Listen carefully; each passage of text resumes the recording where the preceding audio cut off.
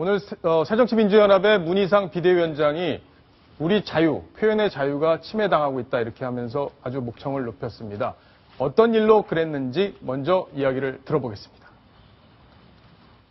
박근혜 정부의 일련의 행보를 보면 표현의 자유가 침해되는 것은 아니지 심히 우려됩니다.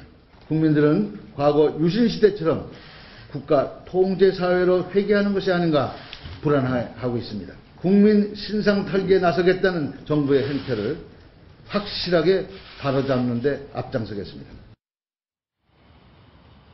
자, 지금 표현의 자유를 침해하고 있다.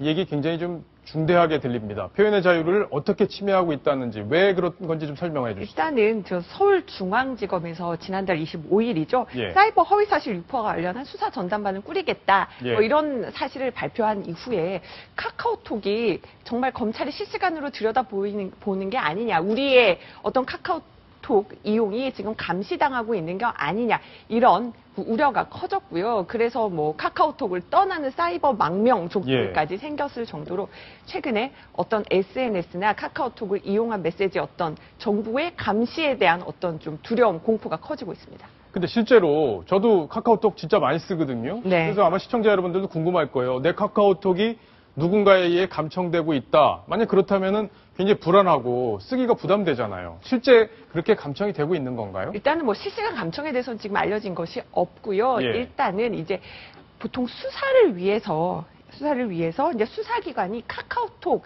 대화 내용에 대해서 좀 볼 수 있게 해달라고 요청을 한 경우가 있는데 예. 그것도 뭐 감청 요청을 하고 법원이 영장 확인을 해야 되고 결국은 또 이것이 저장이 됐다가 만료되는 기한이 있기 때문에 다 볼 수 있는 것도 아니고요.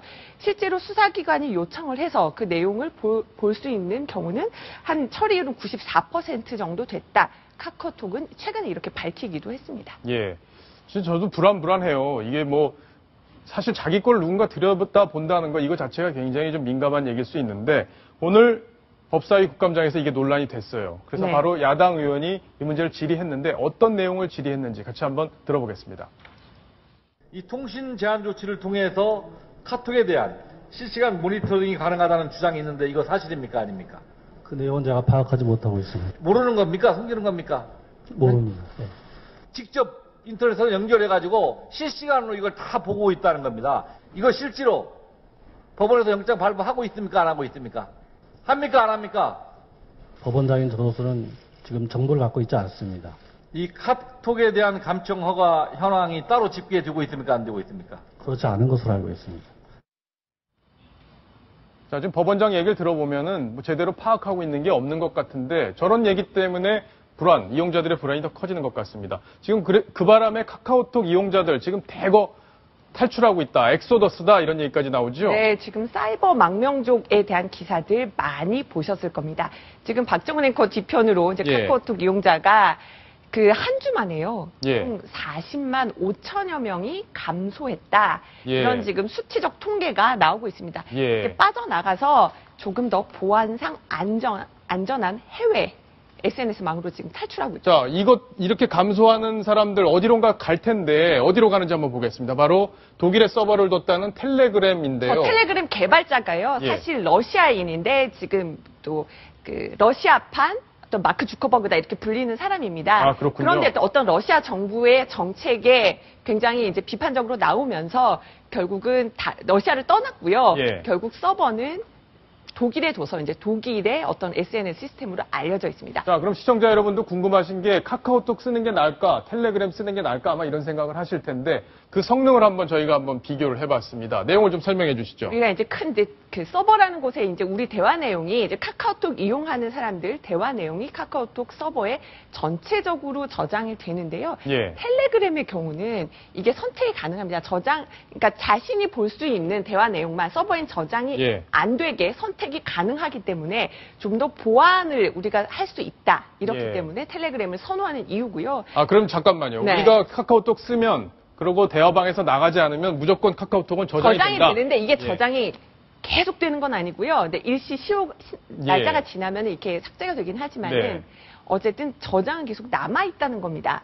그 다음에 이제 서버 저장 메시지 암호화 여부인데요. 네. 암호화 안 하고 다 저장이 되는 거잖아요. 근데 텔레그램의 경우는 비밀번호를 걸게 됩니다. 아. 비밀번호를 걸기 때문에 최근에 뭐 텔레그램에서 이런 그 해커들한테 한번 비밀번호 풀어봐라 이렇게 어떤 경진대회까지 했었는데 그 텔레그램의 서버에 그 암호화된 비밀번호를 푼 사람이 아무도 없었다고 합니다. 예. 그만큼 이제 텔레그램에서 어떤 보안성 이 부분에 대해서 굉장히 자부심을 갖고 있는 겁니다. 자, 정부 검열 가능성도 한번 보겠습니다. 그러니까 영장을 발부받으면 발부받으면은 이제 예, 볼 수 있다. 수사청에서 볼 수가 있는 거지만 늘 들여다볼 수 있는 건 아니다. 예. 이 말이고요. 그리고 텔레그램에서는 텔레그램은 불가능하다. 불가한데 이제 예를 들어 외국하고 공조했을 때 서버가 독일에 있지 않습니까? 예. 하지만 한국 정부와 어떤 그 수사 외국 정부 그 공조가 되면은 요청받아서 볼 수는 있다. 뭐 또 이런 얘기도 제가 기사를 읽었습니다.